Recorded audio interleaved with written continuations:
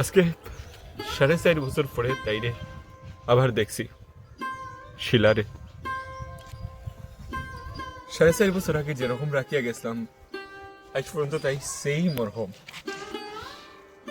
গত 6 বছর একসঙ্গে পায়ের সঙ্গে পা মিলিয়ে চলার পরে যখন আজকে প্রথম দেখছি, দেখিয়া মনের মধ্যে বড় দুঃখ হয়েছে।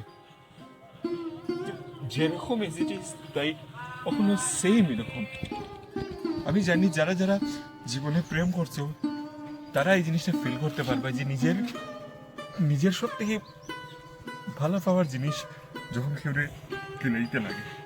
আজকে আমি যখন আরেকজনের হাত তুলিয়া দিছি তখন আমার নিজেরও বহুত কষ্ট হয়েছে, কিন্তু আজকে যখন তাইরে এজিটি সেম দেখছি তখন কি মনে হয়েছে না আমি একজন সঠিক মানুষের হাতে তাইরে তুলিয়া দিছি।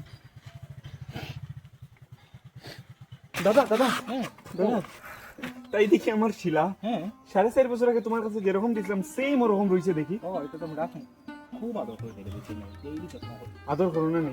আচ্ছা তাই কালার ওর সেম কেমনে রইলো তো? আমি ডেইলি অলিভ অয়েল দিয়ে মালিশ দিই তো। অলিভ অয়েল দিয়ে মালিশ দেও? আচ্ছা দাদা এই টুপি লাগে এখানে সালা? এটা জানেন না আপনি সেফটি ফার্স্ট।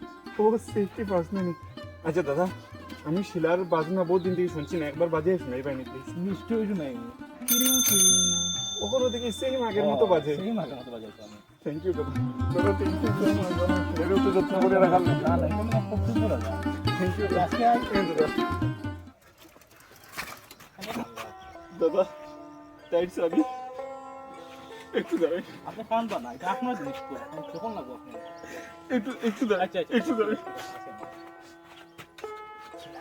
ছিলা দাদা ঠিক আছে আমি আই আই দাদা আমি আই